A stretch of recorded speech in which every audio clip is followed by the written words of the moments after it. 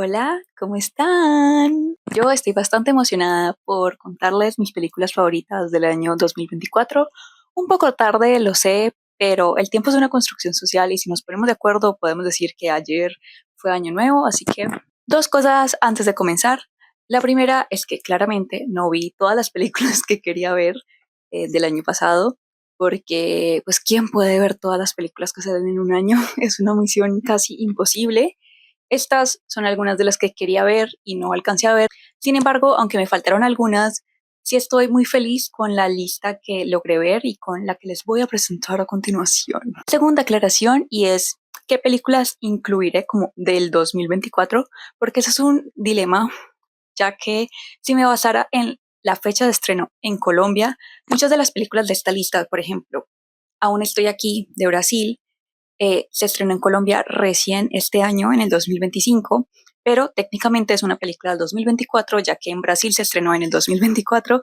Así que lo que hice, o lo que tiene sentido en mi mente, es considerar como película del 2024 toda aquella película que se haya estrenado en salas de cine o en digital en su país de origen en el 2024. Ahora sí, sin más preámbulos, empecemos.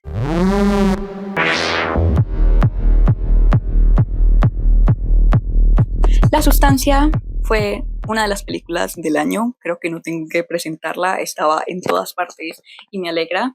Yo la verdad terminé un poco conflictuada tras ver la película, porque tenía unas expectativas muy altas y siento que esto a veces puede jugar un poco en contra. No fui muy fan de su tercer acto, no me gustó mucho cuando empiezan a sobreexplicar, siento que sobreexplica su tema una y otra vez, pero aún así es una película que no me he podido sacar de la cabeza desde que la vi. La he pensado mucho, sigo con sentimientos encontrados, un poco conflictuada y a veces no entiendo muy bien por qué, pero me gusta que una película cause eso en ti. En cuanto a la crítica que quiere hacer al patriarcado, a los estándares de belleza, a el edadismo en las mujeres, queda súper claro, es súper contundente en lo que quiere decir, logra el equilibrio perfecto entre ser una mezcla de referencias de muchas películas, pero también tener un estilo propio.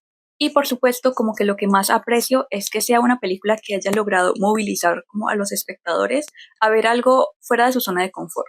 Logró que la gente fuera a ver una película body horror al cine. Es increíble, solo por ese aspecto. Más por más de los conflictos que tengo con la película, siento que es una película que marcó el año muchísimo. Crossing es una película del director georgiano Levan Akin y es una coproducción con Turquía también. De Levan Akin ya había visto su anterior película And Then We Dance y es una de mis películas favoritas, me encanta.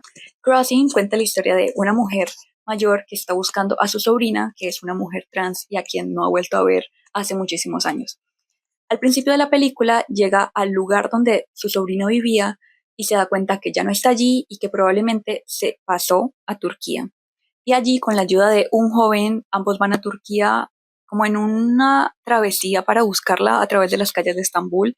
Es una película que nos sumerge en la ciudad completamente, o sea, la ciudad se vuelve protagonista y tiene muchísimas cosas muy fuertes por decir sobre el perdón, sobre la identidad, sobre el aceptar la identidad de las personas que queremos y sobre todo sobre el encontrar confort y la necesidad que tenemos de apoyarnos unos a los otros, ¿no? Y de vivir en comunidad. Creo que es una película muy sensible, muy linda y por eso está aquí en esta lista. Nosferatu de Robert Eggers, siento que es otra película que no necesita mucha presentación o detenerme a decir la sinopsis, porque pues está basada en el ya clásico del cine Nosferatu y por supuesto a su vez Nosferatu es una adaptación libre de Drácula, así que es una historia que está muy en nuestro imaginario popular y por lo tanto era una adaptación difícil de hacer, pues por todas las expectativas que las personas tienen. Yo personalmente no tengo como un vínculo emocional muy fuerte con la película original, así que no fui con tantas expectativas a esta película y logró sorprenderme mucho para bien. Primero, me parece que es una muy buena obra gótica, no solo en la estética, la ambientación, sino también en el tema, en los componentes románticos de lo gótico. Siento que es una película que tiene la cantidad perfecta de jump scares, la cantidad perfecta de drama, la cantidad perfecta de drama gótico y también de grotesco. Además de que tiene muy buenas actuaciones, me gustó muchísimo la actuación de Lily Rose Depp y como ya sabemos las actuaciones en el terror siempre están muy infravaloradas. También me gustó mucho cómo toca la temática de lo femenino, del deseo, de como la culpa que existe un poco en las mujeres, sobre todo en la época en que está ambientada la película. Y el final creo que es el final perfecto. La cocina es una película del director mexicano Alonso Ruiz Palacios y cuenta la historia básicamente de una cocina en la ciudad de Nueva York donde trabajan muchos migrantes latinoamericanos.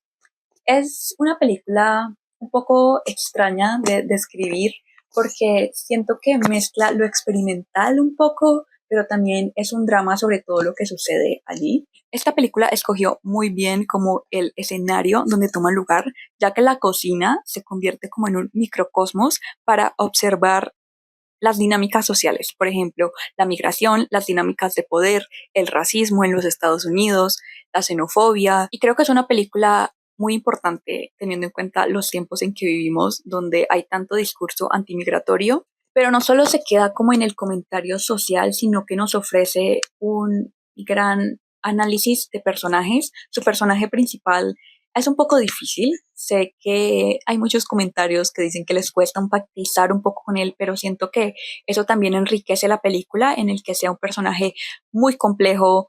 Creo que también se convierte un poco en un análisis como de cómo la migración afecta a este hombre y también como todos los estándares sociales. La película se permite experimentar en cuanto a que no es solo una sola cosa, un solo género, a veces es muy frenética en las escenas de cocina. Hay un plano secuencia en la mitad de la película que es una cosa espectacular y que demuestra una maestría en la dirección que te quedas, o sea, yo me quedé, creo que para mí que es una de las mejores secuencias del año, pero también tiene momentos de calma, tiene momentos de ternura, es una mezcla de muchas cosas, casi como un oxímoron, porque es lenta, pero también frenética, es tierna, pero también es caótica, es fuerte, pero también es dulce, o sea, tiene como momentos un poco de todo.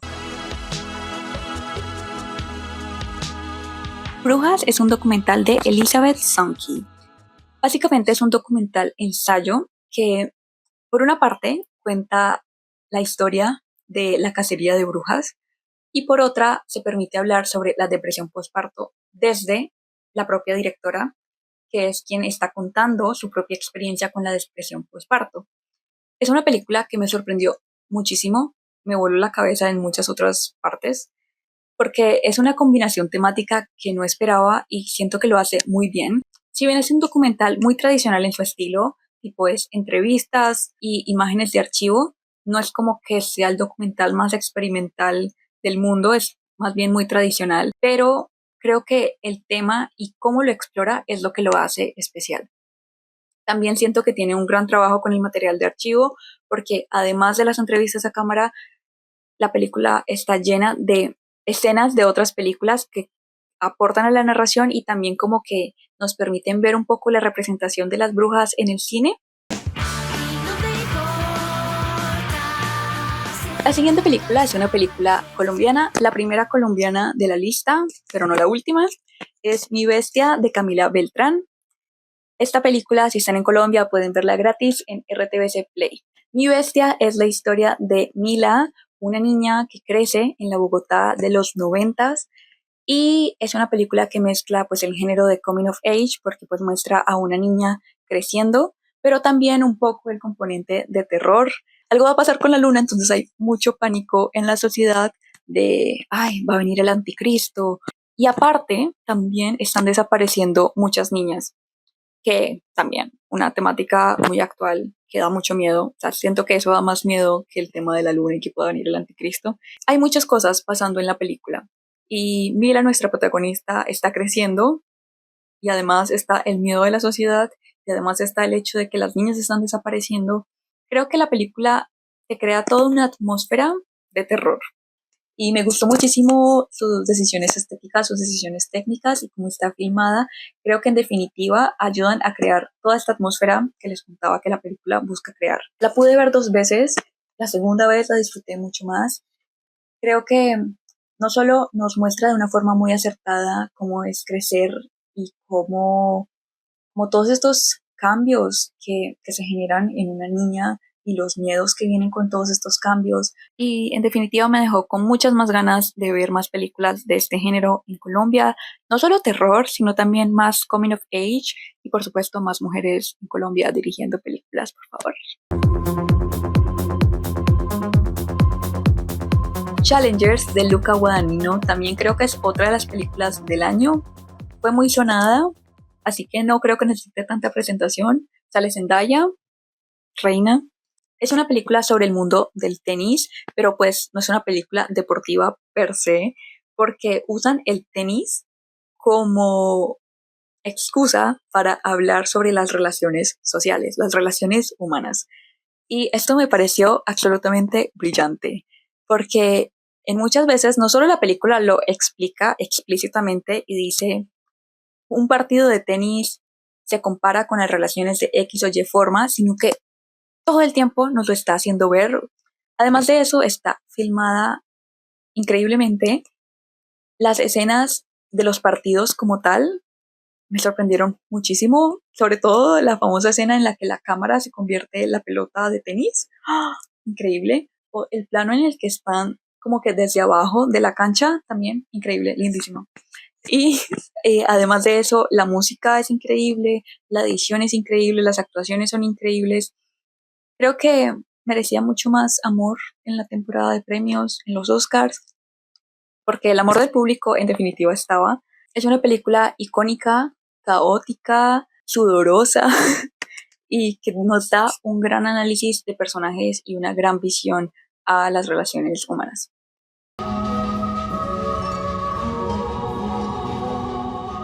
Dahomey es un documental de Mati Diop, puede verse en Movie. Dahomey es un documental que retrata y reflexiona sobre la colonización.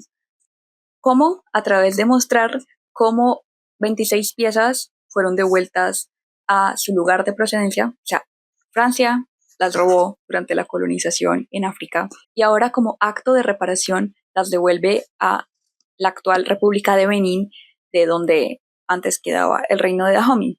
Pero no lo hace como solo mostrándonos el hecho, sino que el documental le da voz a estas piezas. ¿Qué sentirían? Para ellas, ¿qué significaría volver? ¿Qué parte de su identidad se perdió tras la colonización? Es un documental que nos plantea muchas preguntas y que por supuesto abre la puerta a seguir hablando sobre la colonización, la decolonización. Y otra de las escenas que más disfruté del documental o que más me hicieron preguntarme cosas es justo en la mitad de la película cuando hay un grupo de estudiantes discutiendo sobre qué significa para ellos el que hayan devuelto estas piezas. Es Francia intentando lavarse la cara, lavarse las manos sobre lo que hicieron. Es verdaderamente un acto de reparación significativo. Deberían ser expuestas en un museo para que todas las personas la vean. ¿Qué se debería hacer con estas piezas? En fin, muchísimas preguntas que son muy necesarias hacérselas. La película no intenta responder ninguna de estas y eso es otra de las cosas que me gustó, que abre la puerta para que tú como espectadora y por supuesto la sociedad se siga preguntando alrededor de estos temas.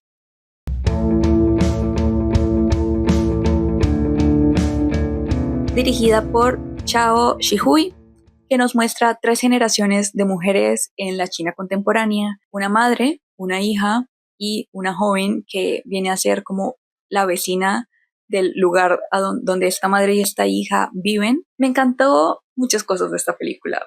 En China esta película es considerada una película comercial y por lo tanto es muy valioso que en ella hayan comentarios alrededor del género, de los estereotipos de género, del rol de las mujeres, del machismo, de la maternidad también. Sobre todo disfruté del comentario que hace sobre la maternidad y por supuesto como todas las expectativas que caen sobre las madres versus los padres. A mí me pareció una película hermosa que tiene la cantidad perfecta de comentario social, pero sin dar una conclusión como decir el feminismo es de esta manera, solamente de esta manera, el machismo afecta a las mujeres solamente de esta manera, porque no lo es mucho más complejo y siempre hay otros factores sucediendo. Además representa de una manera lindísima las relaciones madre-hija y por supuesto como la idea de la familia encontrada.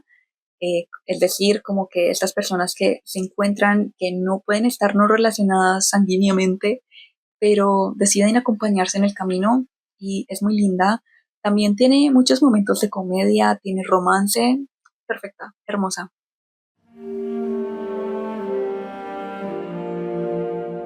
Sing Sing es una película dirigida por Greg Cuidar. Sucede en la prisión en Estados Unidos, la prisión de Sing Sing en Estados Unidos, y nos cuenta la historia de un grupo de personas privadas de la libertad que tienen un grupo de teatro para un poco cómo el arte los permite ser un escape a su realidad y por supuesto como una resocialización a través del arte. Fue producida y escrita también por personas que no solo hicieron parte de este programa en la vida real, sino que también pues estuvieron en la cárcel. Así que sabes que no es una película que está contada como desde el amarillismo, desde el desconocimiento, sino que realmente se nota como de que tiene mucha honestidad y como un componente muy humano detrás. Sobre todo lo que más me gustó de esta película es que nos retrata la importancia de las artes como un elemento movilizador, sanador también, catártico, algo que vale la pena financiar y por supuesto es una muy buena crítica al sistema carcelario, sobre todo el sistema carcelario en Estados Unidos. Y también la actuación de Colman Domingo me pareció increíble, lindísima y no sé por qué no se está hablando mucho más de ella. The Parades es una película japonesa dirigida por Michihito Fuji. Perdón, siento que he dicho muchos de los nombres mal, me perdonarán, pero hago mi mejor intento. The Parade está disponible en Netflix por si quieren verla y es básicamente una exploración sobre la vida después de la muerte. Y empieza con una mujer que está buscando a su hijo después de una catástrofe natural en Japón y se da cuenta de que ella murió. Allí se encuentra con otras personas que también murieron y juntas tratan de encontrarle sentido a esto, la vida después de la muerte. Están como en un espacio intermedio entre la muerte definitiva y la vida, como en un limbo, pero la forma en que la película habla de este tema es preciosa. Incluso hay varias escenas en las que los personajes graban una película estando muertos y es lo más bello que han visto mis ojos este año. Es muy lindo, muy conmovedor. Me encanta el concepto de grabar películas después de la muerte. Hermoso, hermoso. Ya se imaginarán que es una película muy conmovedora, que hace llorar, que es melancólica, pero al mismo tiempo logra ser reconfortante, logra tener una calidez, logra incluso mostrar como encontrarse después de la muerte y encontrar este confort y personas que te entiendan también como en este mundo intermedio y me pareció una idea muy linda. Daughters es la segunda película en esta lista que habla sobre el sistema carcelario de tres. Es un patrón interesante de películas en este año. Este es un documental dirigido por Angela Patton y Natalie Roy y está disponible en Netflix. Básicamente es un documental que retrata un programa en una prisión en Estados Unidos en el que hombres que han sido privados de la libertad pueden tener un día de convivencia con sus hijas. Es como un baile que organizan un solo día del año, o sea, ni siquiera en el año, como que pasa muy esporádicamente. Entonces, vemos como estos hombres pues no solo van a clases para hablar sobre la paternidad, la masculinidad, sus mismas situaciones que vivieron, pero también sobre el racismo. Por supuesto, también vemos el lado de las hijas, cómo ellas las afecta que sus padres estén en prisión, la herida que el sistema carcelario también deja en ellas y que el sistema racista en Estados Unidos también deja en ellas. Una película que fue hecha con la sensibilidad necesaria, con el lado humano necesario para retratar esta situación. Memorias de un caracol es una película animada para adultos dirigida por Adam Elliott.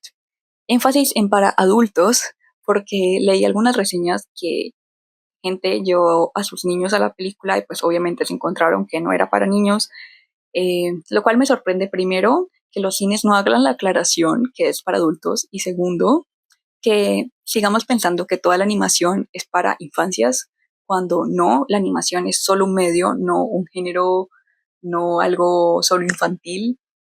Y creo que esta película lo deja muy en claro en cuanto a el tipo de humor que tiene, las situaciones que retrata.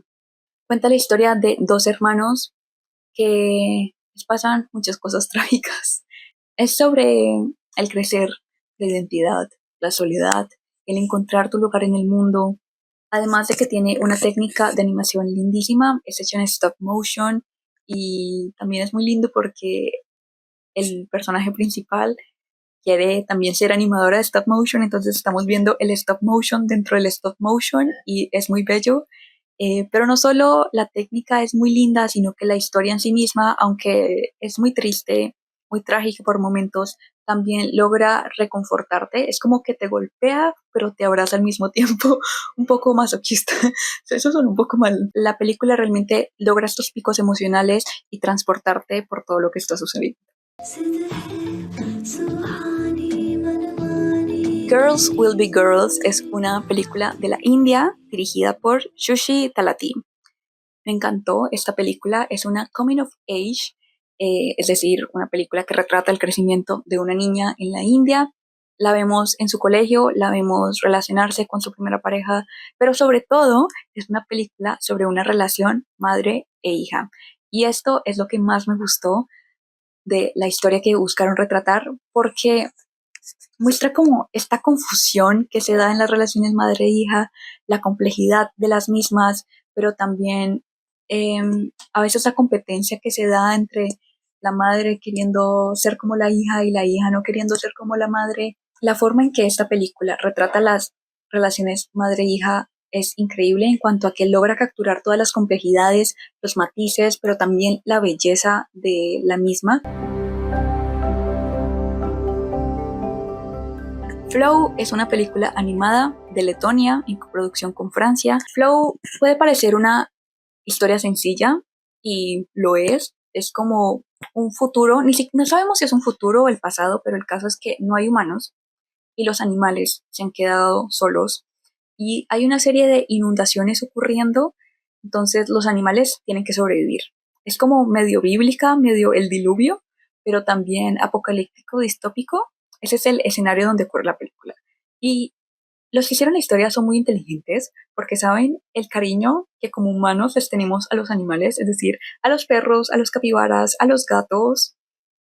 Así que pone en escena unos personajes que sabe que por defecto ya te van a importar, vas a querer cuidarlos a toda costa y que no les pase nada.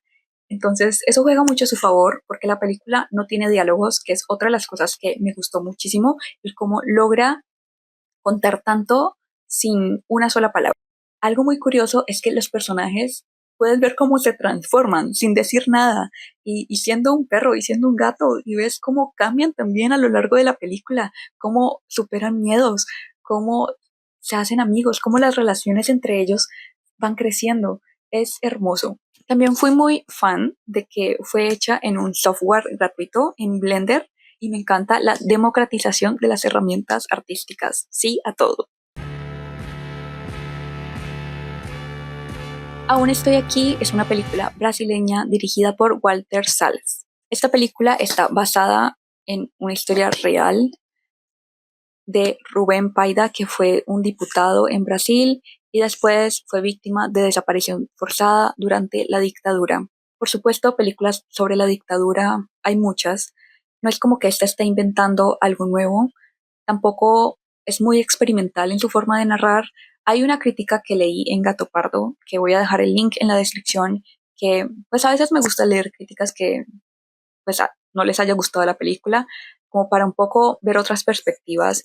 Y fue muy interesante leer este artículo porque hablaba de que, pues, por ejemplo, si comparamos esta película con las películas que salían en el movimiento del cinema no brasileño, pues no es revolucionaria en su forma, ni en su forma de narrar, ni en su forma técnica ni artística, pero a mí me conmovió muchísimo hasta las lágrimas. Estuve llorando la mayoría de la película, o sea, como la segunda mitad de la película en adelante, yo era un mar de lágrimas.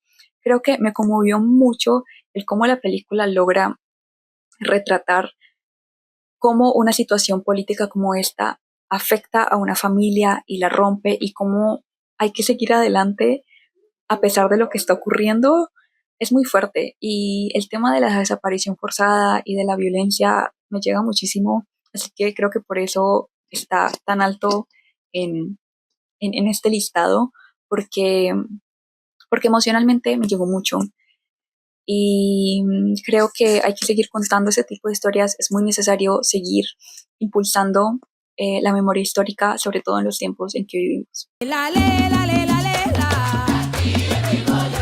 La Suprema es la segunda película colombiana de esta lista, es dirigida por Felipe Holguín y desde el momento en que la vi en cines sabía que iba a estar en esta lista, o sea, yo sabía que iba a ser de mis favoritas del año y no solo eso, sino que se convirtió en una de mis películas colombianas favoritas de todos los tiempos. Inspirada libremente en la historia de Pambelé, el boxeador, porque nos cuenta la historia de una niña que quiere ser boxeadora, que vive en La Suprema, un pueblo colombiano que no sale en los mapas de Colombia.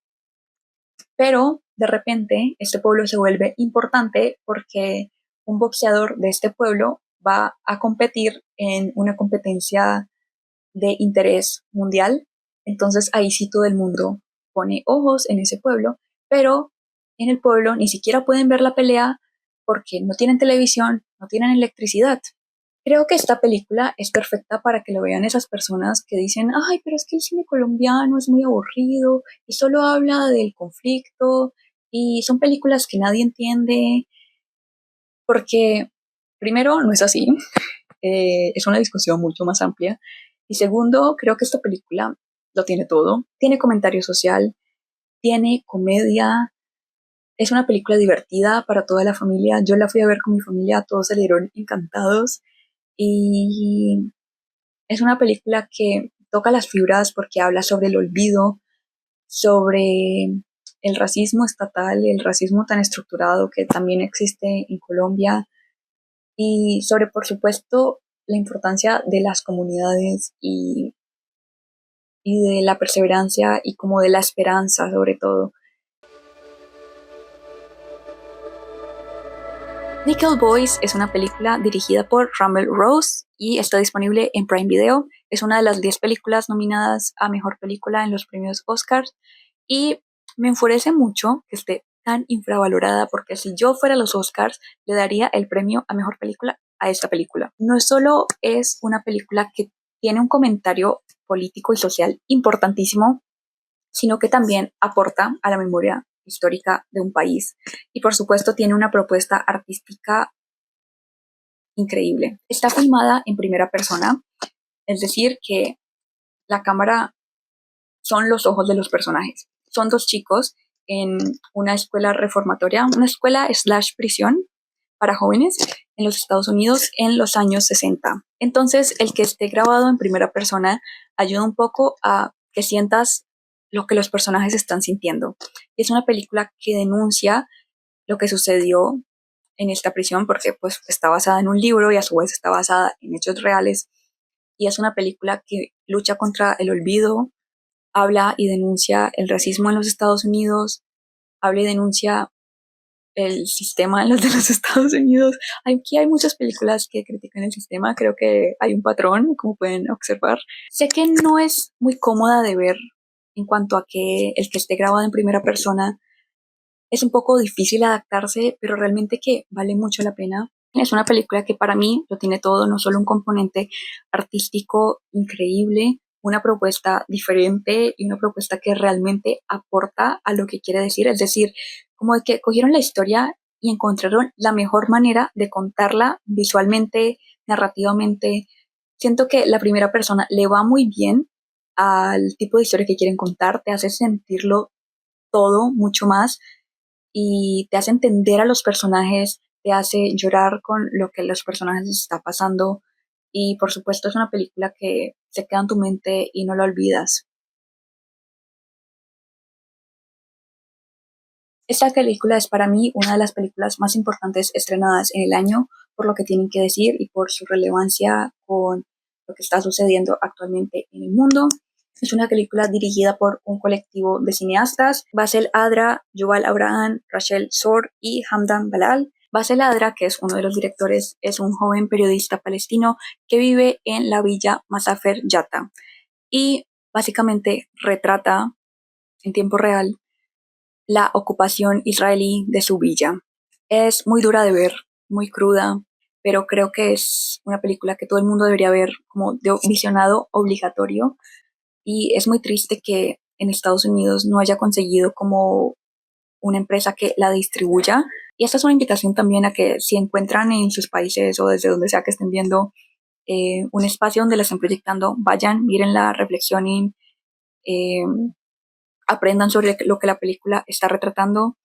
Las imágenes de las películas son muy crudas, son muy duras, te dejan con el corazón estrujado, te dan rabia, porque pues recuerdas todo el tiempo que es algo que está pasando en la vida real, que es algo que está pasando incluso mientras tú estás viendo la película, y también es muy difícil hablar de ella y es muy difícil el siquiera hablar de ella como de una forma tan banal, tipo decir, ay, sí, la mejor película artísticamente tiene estos méritos, porque creo que tiene todos los méritos del mundo, es muy importante.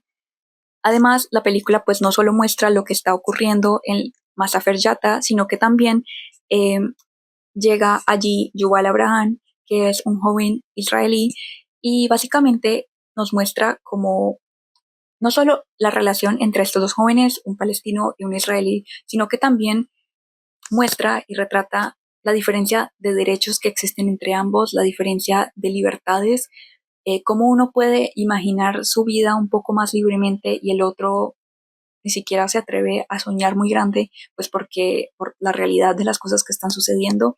Y creo que no hay una película que me haya hecho pensar tanto como esta en la importancia de las imágenes filmadas y en el poder que el cine tiene para hacer memoria. La luz que imaginamos, dirigida por Payal Kapadia, es una película de la India que desde el momento en que yo vi el póster cuando ganó el Grand Prix en Cannes, yo sabía que tenía que verla, sabía que me iba a gustar mucho y me alegré que el Festival de Cine de Cali, de mi ciudad, pues la trajera a proyectarla. Es una película, ay, que ¿por dónde comenzar? Siento que es una película que en cada plano, en cada escena, sientes el amor, el cariño. Y sé que suena muy cliché, pero es que así es. Hay una frase que leí hace un rato que no pude volver a encontrar, o sea, como que no sé exactamente lo que dice, pero sé la idea general. Y es que habla sobre cómo el rostro humano es como un paisaje, ¿cierto? Y es un paisaje complejo y es un paisaje sobre todo difícil de grabar. Y siento que Payal Capadia logra grabar los rostros de estas personas con tanto amor, con tanto cariño, con tanta humanidad, y básicamente nos retrata la vida de tres mujeres en la India, que las tres son enfermeras y las tres están también un poco como Her Story, las tres están en momentos diferentes de su vida. Además que logra que la ciudad se vuelva una protagonista, tiene momentos como solo de observación, casi que documental, que son lindísimos. Esta para mí es una de las películas más lindas que vi en el año, no solo por los que le digo que en cada momento se nota el amor en que está hecho, sino porque nos habla sobre el amor, pero no solo el amor como de pareja, sino el amor que estas tres mujeres logran tenerse entre sí y como la familia que logran ser entre ellas y la perseverancia y el soñar y la esperanza, muy linda. Y bueno, si llegaron hasta este momento, muchas gracias, porque sé lo que significa que alguien se ponga a ver un video tan largo en estos tiempos de inmediatez y rapidez. Y bueno, si vieron alguna de las películas mencionadas, déjenme saber qué les parecieron, cuáles otras películas que no están en esta lista les gustaron y por supuesto cuáles fueron sus películas favoritas del año. Muchas gracias y nos vemos después.